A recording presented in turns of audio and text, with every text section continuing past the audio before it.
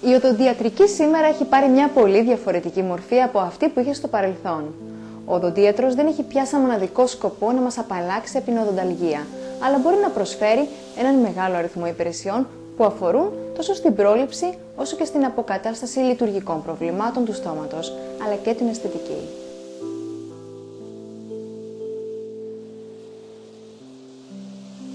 Η στοματική κοιλότητα είναι μια ευαίσθητη περιοχή του σώματος, εκτεθειμένη συνεχώς στον αέρα που αναπνέουμε και την τροφή.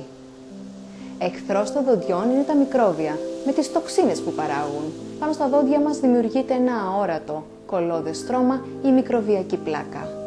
Τα μικρόβια της πλάκας διασπούν το άμυλο των τροφών και παράγουν οξέα, που διαλύουν την αδαμαντίνη του δοντιού, το σμάλτο, προκαλώντας τεριδόνα. Η πλάκα με τα άλατα του σάλιου σκληραίνει και γίνεται πέτρα, η λεγόμενη τρυγεία. Αν αυτή παραμείνει στο στόμα μας για μεγάλο διάστημα, δημιουργούνται σοβαρές παθήσεις όπως είναι η περιοδοντίτιδα, η οποία πολλές φορές δεν συνοδεύεται με πόνο ή άλλα εμφανή συμπτώματα, γεγονός που μπορεί να οδηγήσει ακόμα και στην απώλεια των δοντιών με την πάροδο του χρόνου. Η καλύτερη άμυνα απέναντι σε αυτούς τους κινδύνους είναι πρωτίστως η σωστή στοματική υγιεινή και ο περιοδικός έλεγχος από τον οδοντίατρό μας. Πρώτο και σημαντικότερο βήμα είναι το σωστό βούρτσισμα.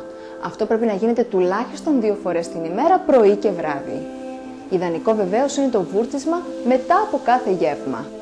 Σημαντικό είναι να αναφέρουμε ότι το πρωινό βούρτσισμα των δοντιών δεν είναι απαραίτητο να γίνεται αμέσως μόλις ξυπνήσουμε, αλλά μετά το πρόγευμα, καθώς τα υπολείμματα της τροφής που παραμένουν ανάμεσα και πάνω στα δόντια είναι κατά κύριο λόγο η αιτία για τις περισσότερες βλάβες των δοντιών. Απολύτως απαραίτητο επίσης είναι το βούρτσισμα πριν κοιμηθούμε, αφού κατά τη διάρκεια του ύπνου μειώνεται σημαντικά η ποσότητα του σάλιου και η αντιμικροβιακή δράση του. Το σωστό βούρτσισμα τώρα. Το βιαστικό βούρτσισμα των 30 δευτερολέπτων δεν καθαρίζει. Δίνει απλώς μια αίσθηση φρεσκάδας. Χρειαζόμαστε τουλάχιστον 2 λεπτά για ένα σωστό βούρτσισμα, ενώ σε ορισμένες περιπτώσεις, ανάλογα την κατάσταση και την ανατομία της οδοντοστοιχείας μας, μπορεί να χρειαστεί ακόμα περισσότερος χρόνος. Αυτό θα μας το πει ο οδοντίατρος. Προσπαθήστε να νιώσετε τις κινήσεις του χεριού σας και τον τρόπο που ακουμπά η βούρτσα στα δόντια και κινείται πάνω σε αυτά. Ακουμπήστε την οδοντόβουρτσα οριζόντια πάνω στα δόντια, δίνοντάς της κλίση προς τα ούλα, με γωνία περίπου 45 μοιρών. Αρχίστε μικρές περιστροφικές κινήσεις, προσπαθώντας να αισθάνεστε κάθε δόντι που καθαρίζετε. Σημαντικό είναι να νιώθετε ότι οι τρίχες της οδοντόβουρτσας μπαίνουν ελαφρά μέσα στην ουλοδοντική σχισμή, τη σχισμή δηλαδή ανάμεσα στο ούλο και το δόντι. Κάντε γρήγορες, κοφτές κινήσεις, επιμένοντας σε κάθε δόντι ξεχωριστά. Αφού βουρτσίσετε την εξωτερική επιφάνεια των δοντιών πάνω και κάτω, κάντε το ίδιο και στις γλωσσικές επιφάνειες, δηλαδή την εσωτερική επιφάνεια των δοντιών. Στη γλωσσική επιφάνεια των μπροστινών δοντιών, πάνω και κάτω, η οδοντόβουρτσα τοποθετείται κάθετα και όχι οριζόντια. Τελευταίες καθαρίζονται οι μασιτικές επιφάνειες των δοντιών με κινήσεις μπρος και πίσω. Δώστε έμφαση σε σημεία δύσκολα, όπως στραβά, συνοστισμένα δόντια ή φρονιμίτες που αρχίζουν να προβάλλουν από τα ούλα. Τέλος, καθαρίζουμε και τη ράχη της γλώσσας, είτε με την οδοντόβουρτσα, είτε με ειδική ξύστρα καθαρισμού γλώσσας. Το βούρτσισμα, όσο σωστά και αν γίνεται, δεν μπορεί να καθαρίσει τα σημεία ανάμεσα στα δόντια, τα μεσοδόντια διαστήματα, εκεί που ακουμπάει το ένα με το άλλο δόντι. Είναι κρίσιμα σημεία από όπου ξεκινούν πάρα πολλές τεριδόνες. Στα σημεία αυτά πρέπει να χρησιμοποιούμε το οδοντικό νήμα ή τα μεσοδόντια βουρτσάκια. Συμπληρωματικά του βουρτσίσματος είναι η χρήση του στοματικού διαλύματος, κατά προτίμηση χωρίς αλκοόλη, ώστε να μην είναι καυστικό για το βλενογόνο. Το φθόριο που περιέχουν αποτελούν μια επιπλέον ασπίδα προστασίας κατά της τεριδόνας, ενώ ορισμένα περιέχουν και ειδικούς αντιμικροβιακούς παράγοντες για την αντιμετώπιση των φλεγμονωδών νόσων του στόματος. Εάν παρατηρήσουμε τα δόντια μας, θα διαπιστώσουμε ότι δεν αποτελούνται από λίες επίπεδες επιφάνειες, αλλά έχουν πολύπλοκη μορφολογία. Ιδιαίτερα στα πίσω δόντια, οι οριζόντιες επιφάνειες που συμμετέχουν στη μάσηση έχουν έντονες σχισμές. Οι επιστημονικές έρευνες έδειξαν ότι σε ορισμένες περιπτώσεις, ανάλογα με την ανατομία των δοντιών, ακόμη και το σχολαστικό βούρτσισμα δεν μπορεί να απομακρύνει τα μικρόβια που έχουν παγιδευτεί μέσα στις σχισμές των μασιτικών επιφανειών. Οι διάφορες ανομαλίες των δοντιών προσφέρουν ένα ιδανικό καταφύγιο στα μικρόβια, τα οποία πολλαπλασιάζονται και αναπτύσσουν την επιβλαβή δράση τους. Στο σοβαρό αυτό πρόβλημα υπάρχει η λύση των sealants ή προληπτικές εμφράξεις οπών και σχισμών. Αυτά είναι λεπτές μεμβράνες που καλύπτουν, φράζουν τα αυλάκια και τις σχισμές των δοντιών. Με τον τρόπο αυτό εμποδίζεται η συσσόρευση μικροβίων στις ευπαθείς αυτές περιοχές. Τα sealants εφαρμόζονται κατά κύριο λόγο στα παιδιά ως προληπτικό μέτρο. Και μια και αναφερόμαστε στα παιδιά, δεν θα πρέπει να παραλείπουμε την τακτική φθορίωση των δοντιών κάθε 6 μήνες.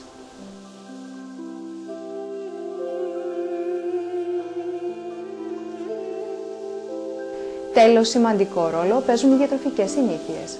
Γλυκά, αναψυκτικά με ζάχαρη ή ανθρακικό και κολλώδεις τροφές χωρίς ίνες καταστρέφουν εύκολα τα δόντια. Η τακτική επίσκεψη στον οδοντίατρο 1 με 2 φορές το χρόνο έχει ουσιαστική σημασία. Όχι μόνο για την έγκαιρη διάγνωση και θεραπεία των νόσων του στόματος, αλλά και για τη σωστή πρόγνωση και διατήρηση του αποτελέσματος. Ο οδοντίατρος θα ελέγξει σχολαστικά την κατάσταση των δοντιών, των ούλων και γενικά όλης της στοματικής κοιλότητας. Αν χρειαστεί, θα προβεί στη λήψη μιας σειράς μικρών ακτινογραφιών για να εντοπίσει βλάβες των δοντιών που δεν μπορούν να διαπιστωθούν με μία απλή εξέταση. Με τις συχνές επισκέψεις μπορούμε να ανιχνεύσουμε την τεριδόνα όσο είναι σε αρχικό στάδιο πριν επεκταθεί. Είναι αναγκαίο να θεραπεύουμε μια αρχόμενη φλεγμονή στα ούλα πριν εξελιχθεί σε άλλες βαριές μορφές παθήσεων των ούλων ή και του οστού, όπως η χρόνια ουλίτιδα, η ελκονεκρωτική ουλίτιδα ή ακόμη και η περιοδοντίτιδα.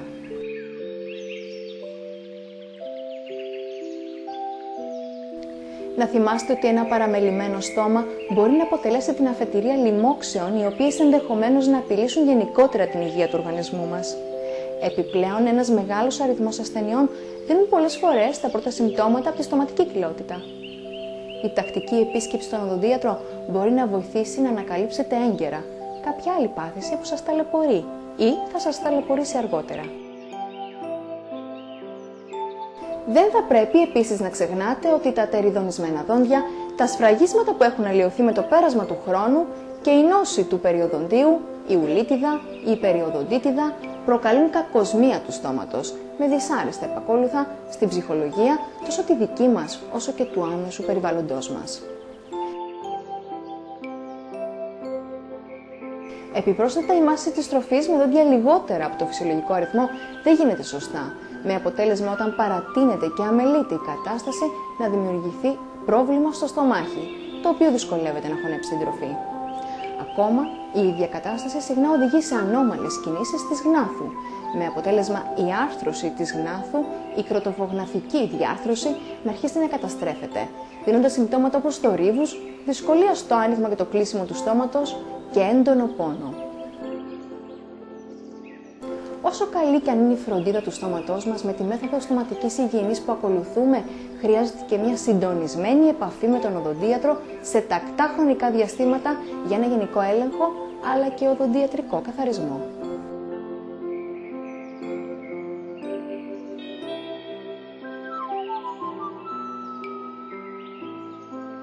Ας θυμόμαστε λοιπόν, για να επιτύχει ο οδοντίατρος χρειάζεται να έχει εμάς σύμμαχο.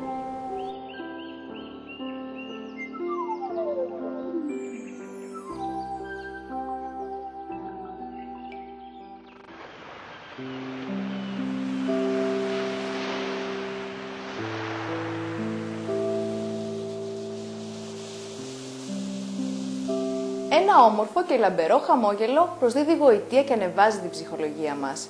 Είναι λογικό λοιπόν τα τελευταία χρόνια να έχει παρατηρηθεί μια στροφή στις απαιτήσεις του κοινού προς την αισθητική οδοντιατρική. Η πιο συχνή εφαρμογή της αισθητικής οδοντιατρικής είναι η λεύκανση. Η λεύκανση είναι η τεχνική που μας επιτρέπει να αποκτήσουμε λευκότερα δόντια. Είναι μια ανώδυνη, απλή και γρήγορη διαδικασία προσιτή σε όλους μας. Υπάρχουν πολλοί παράγοντες που προκαλούν δυσχρωμία στα δόντια. Οι πιο συνηθισμένοι είναι η κατανάλωση τροφών και ποτών με έντονες χρωστικές ουσίες όπως καφές, μαύρο τσάι, κόκκινο κρασί, το κάπνισμα και οι τυχόν τραυματισμοί των δοντιών. Είναι αυτονόητο ότι με την πάροδο της ηλικίας τα δόντια αποκτούν μια σκουρότερη απόχρωση.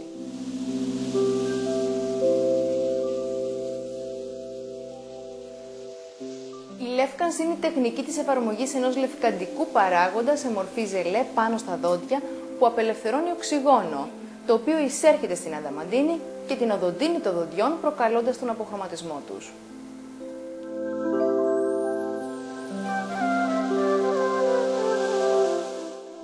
Υπάρχουν δύο τεχνικές λεύκανσης. Η πρώτη γίνεται στο δοντιατρίο υπό την επίβλεψη του οδοντιάτρου και η δεύτερη στο σπίτι με ειδικούς προκατασκευασμένους νάρθηκες.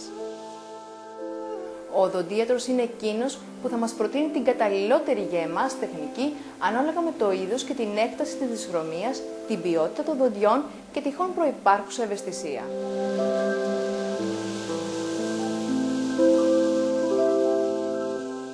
Καταρχήν, ο οδοντίατρος θα απομονώσει τα ούλα γύρω από τα δόντια με ειδικό υλικό ώστε να μην έρθουν σε επαφή με το λευκαντικό παράγοντα.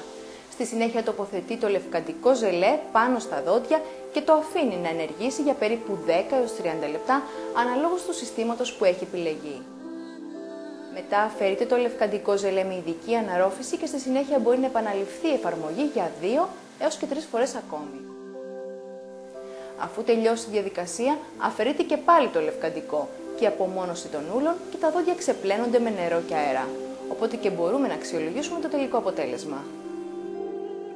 Η λεύκανση στο οδοντιατρίο είναι μια άμεση και γρήγορη μέθοδος και δίνει τη δυνατότητα στον οδοντίατρο να ελέγχει εξ ολοκλήρου τη διαδικασία.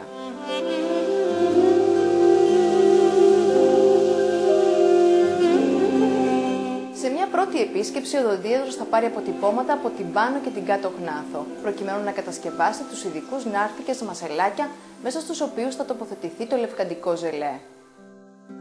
Σε ένα δεύτερο ραντεβού, μας παραδίδει τους νάρθηκες μαζί με το λευκαντικό σύστημα που έχει επιλεγεί, ανάλογα με τις προσωπικές μας ιδιαιτερότητες, όπως είναι ο διαθέσιμος χρόνος, η ευχέρεια χρήσης, η ευαισθησία των δοντιών και η ένταση της δυσχρωμίας. Μας δίνει τις κατάλληλες οδηγίες για τη σωστή χρήση του και μας ενημερώνει για τα ραντεβού επανελέγχου. Τοποθετούμε την κατάλληλη ποσότητα υλικού στους νάρθηκες και τους φοράμε στο στόμα για το προτινόμενο χρόνο. Μετά το τέλος της θεραπείας τους αφαιρούμε και πλένουμε καλά τα δόντια και τους νάρθηκες πριν τους αποθηκεύσουμε μέχρι την επόμενη χρήση.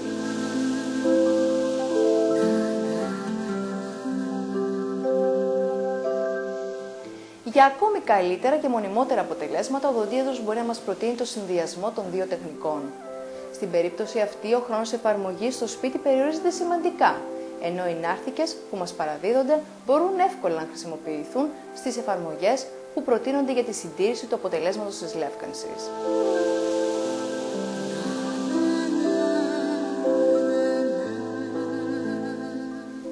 Η χρήση των σύγχρονων λευκαντικών παραγόντων είναι απόλυτα ασφαλής διαδικασία, εφόσον γίνεται με την κατάλληλη επίβλεψη του οδοντιάτρου.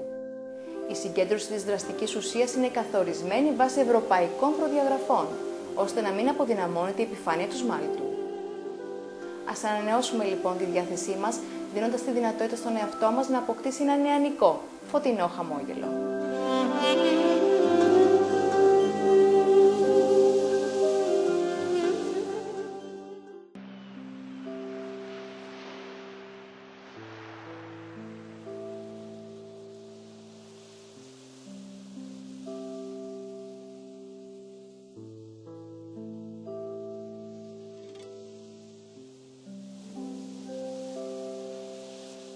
Ένα όμορφο χαμόγελο ενισχύει τη συνολική μας εμφάνιση.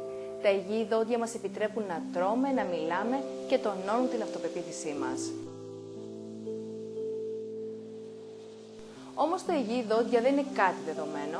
Σε κάθε ηλικία, η τεριδόνα, οι ασθένειες των ούλων ή διάφορα ατυχήματα μπορούν να προκαλέσουν απώλεια των δοντιών, ενώ κάποια μπορεί και να λείπουν εκ γενετής.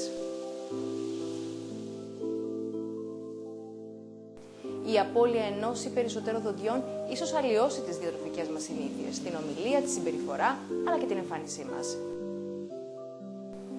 Ευτυχώς στις τελευταίες δεκαετίες τα οδοντικά εμφυτεύματα προσφέρουν μια εξαιρετική λύση, αποτελώντας μια σταθερή βάση για να τοποθετηθούν τα τεχνητά δόντια, που θα δείχνουν και θα λειτουργούν σαν τα φυσικά μας δόντια.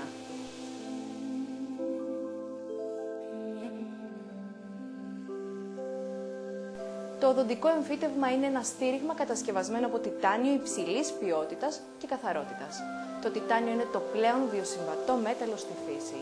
Τοποθετείται εντός του οστού της γνάθου και με την πάροδο του χρόνου ενσωματώνεται με αυτό, ώστε ενσωματώνεται, όπως λένε οι οδοντίατροι.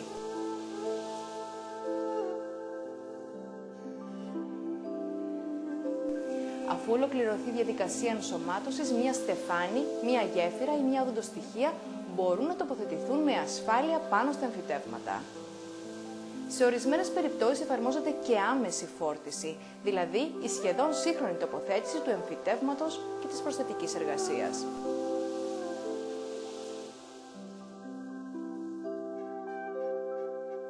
Με την παραδοσιακή μέθοδο, όταν θέλουμε να αντικαταστήσουμε ένα ή περισσότερα δόντια, είμαστε υποχρεωμένοι να τροχίσουμε 2 τουλάχιστον παρακείμενα, προκειμένου να στηρίξουμε σε αυτά μία γέφυρα. Τα οδοντικά εμφυτεύματα όμως αντικαθιστούν τις ρίζες των δοντιών και αποτελούν σταθερή βάση για τις προσθετικές εργασίες, διατηρώντας έτσι την ακεραιότητα των διπλανών δοντιών. Σημαντικό είναι να αναφερθεί ότι τα εμφυτεύματα αποτελούν τη λύση επιλογής σε περιπτώσεις που απουσιάζουν τα πίσω δόντια, που θα μπορούσαν να χρησιμοποιηθούν ως στηρίγματα για τοποθέτηση τεχνητών δοντιών. Εδώ τα εμφυτεύματα μπορούν να αντικαταστήσουν τα δόντια που λείπουν και να χρησιμοποιηθούν ως στηρίγματα για την τοποθέτηση κάποιας γέφυρας. Εμφυτεύματα όμως μπορούμε να χρησιμοποιήσουμε και στις περιπτώσεις που έχουμε εκτεταμένη και ολική απώλεια δοντιών, όπου ενδείκνυται η τοποθέτηση οδοντοστοιχειών. Με τις συμβατικές οδοντοστοιχίες, το οστό υποχωρεί με την πάροδο του χρόνου, με αποτέλεσμα να εμφανίζεται κινητικότητα, πόνος, προβλήματα στη μάσηση, την ομιλία, αλλά και την αισθητική. Στηρίζοντας τις οδοντοστοιχίες σε 2 ή περισσότερα εμφυτεύματα, τα προβλήματα αυτά εκμηδενίζονται. Τα εμφυτεύματα αποτελούν σταθερή βάση για την κινητή οδοντοστοιχεία, ενώ ταυτόχρονα προστατεύεται το οστό της γνάθου.